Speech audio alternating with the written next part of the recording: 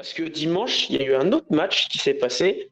Alors, c'était pas la SSE, on passe dans la section un peu hommage, puisqu'il y a une équipe qui fait une très bonne saison.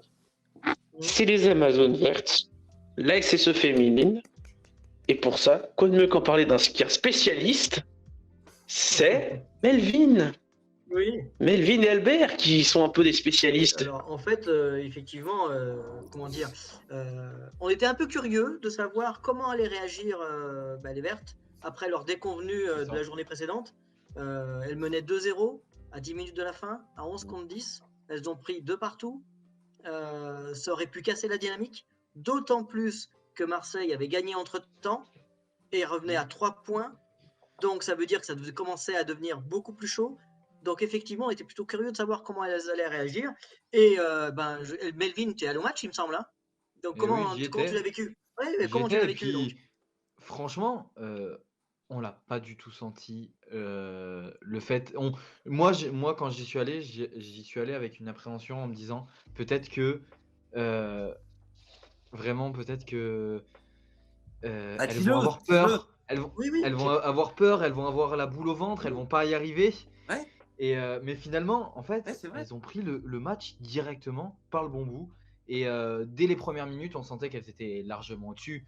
Et Albert, tu vas nous en parler. Mais la première buteuse du match, qui est à louer parce qu'elle nous fait une sacrée impression, que ça soit sur ce match ou sur la suite de sa saison.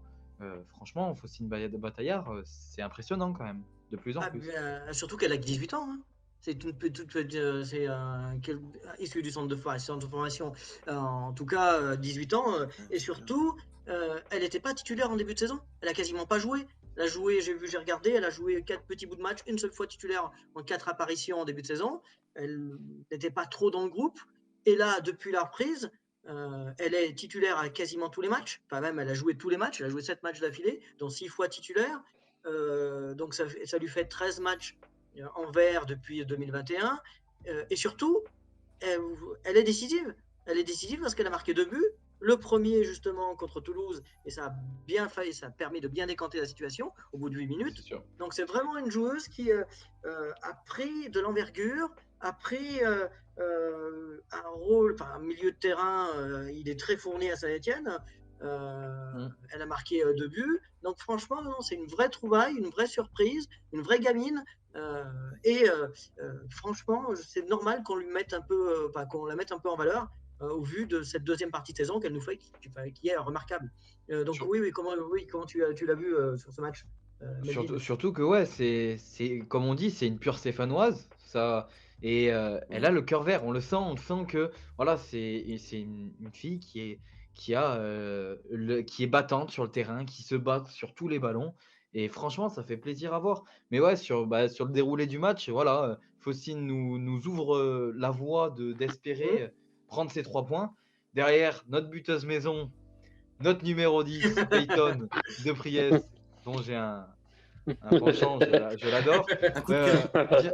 Elle devient d'ailleurs seule deuxième meilleure buteuse de Division 2 avec 13 buts. Hein. C'est ça. Deux buts, il y a Marseille, il y a une Marseillaise qui est avec 2 buts devant, mais elle devient seule deuxième. Ouais. Donc, mais faut le noter quand même qu'elle a que 19 ans. Hein. Elle est toute jeune aussi et elle nous fait une saison taille patron devant. Puis derrière, Phonesia Brown qui vient en deuxième mi-temps nous assurer ce 3e but. Et puis en fin de match, on a nos deux buteuses maison de d'habitude. Laurie Jésus sur un excellent centre qui vient mettre une galette pour Cindy Caputo qui nous, d'une reprise du pied droit, vient mettre le ballon au fond des filets. Et ça en a ravi plus d'un. Je peux vous le dire dans les tribunes, il y en a plus d'un qui était heureux de ce but de Cindy Caputo. Non, mais c'est normal. Oui, tu as tout à fait raison. Et d'autant plus, on pouvait être curieux, mais aussi, c'est vraiment une victoire facile, mais on pouvait être inquiet. Rappelez-vous, au match aller, elle n'avait gagné que 2-1 à Toulouse. Et d'ailleurs, à Toulouse, avait eu un but refusé dans le temps additionnel pour un hors-jeu que certains disaient pas bien évident. Donc, c'était vraiment, ça avait tout du match piège. Et résultat 4-0. Et ce qui est encore plus extraordinaire, c'est que dans le La même défaite. temps, Marseille perd contre le 4e, Nice, et donc ça nous mène avec 6 points d'avance à 5 journées de la fin. Avec ça une commence à confrontation directe. Ah, c'est Oui, beau. mais Enfin. alors cette confrontation directe, oui, tu as raison, mais ça commence à sentir bon, à part que j'ai vu le règlement de cette deuxième division, ce sont les résultats particuliers qui comptent. Ça veut dire que si une équipe, par exemple, si Marseille avait encore eu 3 points d'avance et qu'elle gagne la confrontation directe avec Saint-Etienne, eh ben c'est elle qui serait montée, même si Saint-Etienne aurait eu 20 buts de plus au goal average général. Donc, 6 points, ça donne un petit matelas, 5 journées, c'est pas suffisant, certes. Ça sent bon, mais c'est pas encore sûr, quoi. Exact.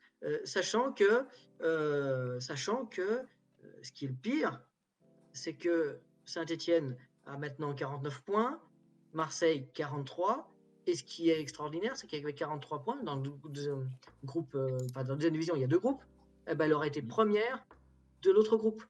Donc on a là les 2 meilleures équipes dans la même poule, tant pis. Dans la même poule. Bon, il faut que pour nous, ce soit des résultats qui se confirment et que dans 5 journées, voire dans 4, on puisse valider cette montée en première division parce qu'elle le mérite. Elles sont toujours invaincues. 17 matchs, 16 victoires. Donc c'est fabuleux. C'est pas anodin. Non, mais c'est vraiment, en tout cas, c'est vraiment une belle histoire. Bravo les filles. Cette saison, franchement, voilà, elle méritait ce clin d'œil. Et du coup, monsieur, suite à ce magnifique clin d'œil, et en tout cas, on souhaite le meilleur encore une fois à nos Amazones. On espère les meilleurs résultats et qu'elles montent en D1 Arkema. Mais on continuera à les mettre en avant. Et on continuera bien évidemment. On lâchera pas là-dessus sur cette histoire. On vous donnera toujours les tenants et les aboutissants de cette fin de saison extrêmement importante pour nos Amazones.